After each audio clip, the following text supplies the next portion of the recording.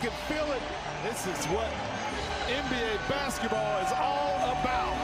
What handle by Gilgeous-Alexander. What a gorgeous finish. Wallace with the slam. The onslaught continues. Harden. Stronger than he looks. Wow. Jokic, the collision, the play. Gets it to go. Cuts through the D. And slams it home. Jason Tatum looking spry. Brunson, pull up three. Brunson is locked in. Town all the way. Air Germany is just taking flight. Ames, long three-pointer. It's good. Kennard's cooking right now. Wemby out. Put it behind his back. Spin it on off you. All the way to the basket. Oh, Wemby. Yeah, Wemby was amazing. But checking in on the rest of the West, let's start with the reigning champs. The Suns were a little thunderstruck. They outscored them 34-2, the Thunder did, in points off turnovers. That just can't happen. It's the largest margin in a playoff game since that data was tracked. And then the Nuggets, they rallied for a double-digit win over Minnesota. Nikola Jokic, his 22nd triple-double of his playoff career. And then Jamal Murray, he poured in 30 points, including 16 of 16 from the line. And then with no KD for Houston, LeBron, the Lakers, they grabbed game one, even though they didn't have Luka or Austin Reeves. LA, they shot 61% from the field. Their best in a playoff game since 1990. But of course, the story of that game was Kevin Durant out after injuring his knee in practice. So for more on this, we say hello to our senior insider, Shams Charania. Shams, game one's in the past, but Houston fans, they are wondering. They are hanging on to your every word here. And by Houston fans, I'm looking at Chiney. What do we know about KD's status for game two? Look, Kevin Durant's status for game two is up in the air. And my understanding is Kevin Durant is dealing with a deep bruise in his right patellar tendon that he suffered last Wednesday during a practice drill when he was chasing after a loose ball and collided that knee with a teammate. And that has since caused swelling, pain. It's impacted his range of motion in the leg as well. And for Kevin Durant to miss a playoff game, that speaks to the severity of the injury in and of itself. And the Rockets, they're optimistic that Kevin Durant is going to be able to return as soon as game two, but it remains to be seen, just depending on how that knee, that leg responds to this deep bruise in the patellar tendon. Yeah, he warmed up ahead of the game, and I watched that video, Shams. It didn't look like he was moving quite right or comfortably. The good news here for Houston is that this series, it's spread out, right? They don't play tomorrow, or rather, they don't play today. They play on Tuesday, so they have a little bit more time here to be able to recover if KD's going to be able to go. So we got that in the future. Let's talk about something a little bit more immediate. Unfortunately, more injuries. Let's talk about Anthony Edwards. He had 22 points in 38 minutes in game one, but he is questionable for tonight, game two. What's the chances that we're going to see him playing? Like, Anthony Edwards is going to be playing tonight. He's a Wolverine. He's going to gut through it. And right now, what Anthony Edwards has is, I'm told, runner's knee in his knee. Very similar to what Stephen Curry dealt with. You deal with inflammation, swelling, pain.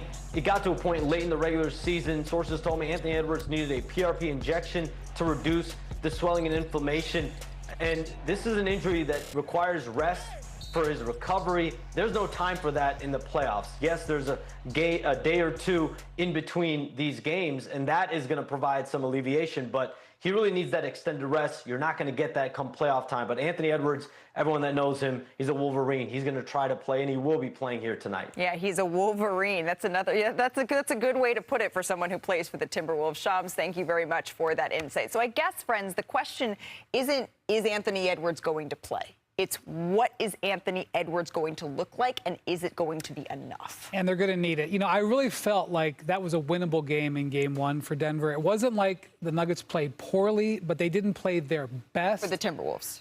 It was a winnable game for the Timberwolves, sorry. Right. The Nuggets, you know, Jamal Murray goes 16-16 at the line, but... And Aaron Gordon picked up 3 fouls in the first couple of minutes Jamal of the is game. 7-22 from the field. Jokic was very good, but not like super elite like he's been.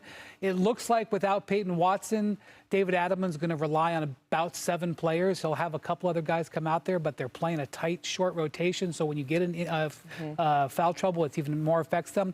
There is a window there. I say that because I would point out that Denver has won 13 games in a row. Even teams that were trying not to beat them at the end of the regular season got beat by them, or they were trying not to win. They got beat by them.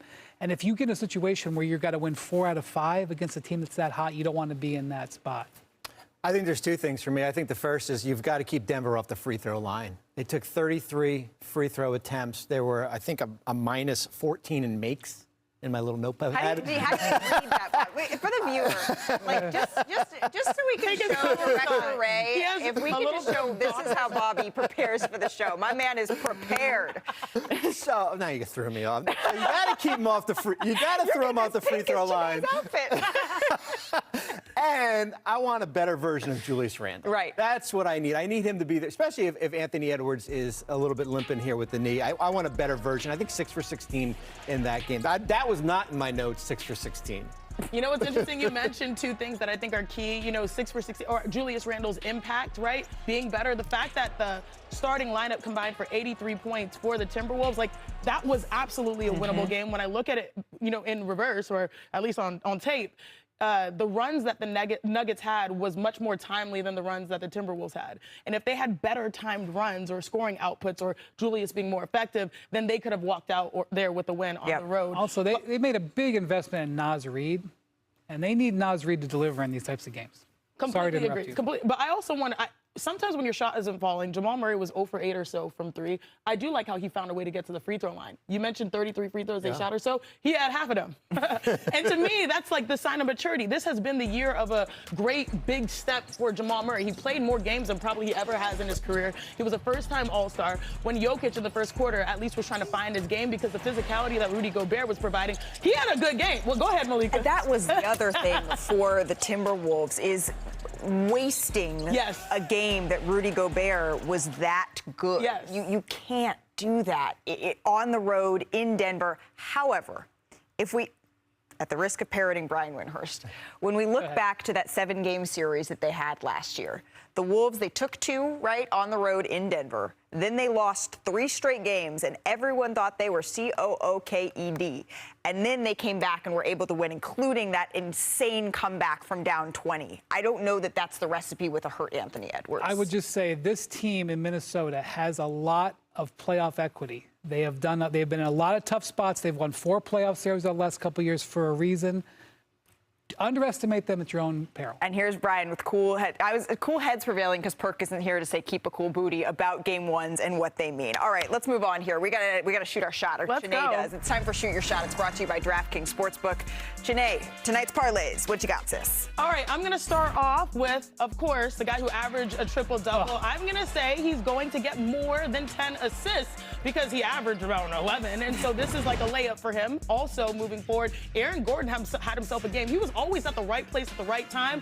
He is going to have more impact because of Rudy Gobert's performance. I think he's going to get more rebounds as well. And last but not least, Cat. Big Cat, he's back. He feels good in this series. He attacked it not only in the paint, but also knocked down his three-point shot. So I expect another big performance, 20-plus points from him. Fast math time. All right, that parlay gives you a plus 416 odds. That's better than 4-1. $10 wins you 41.60. We've got Nikola Jokic to dish out 10-plus assists, Aaron Gordon with at least 7 rebounds, and Big Cat to score 20. Hey, pick on me, not Perk. All customers can get a profit boost every day of the NBA playoffs. Download the app and use the promo code SCREEN when you sign up. Is this a manifestation, Shanae? Yeah, always manifestation. Okay. I don't make picks, I only manifest. Manifestation. How are you manifesting the rest of the first round?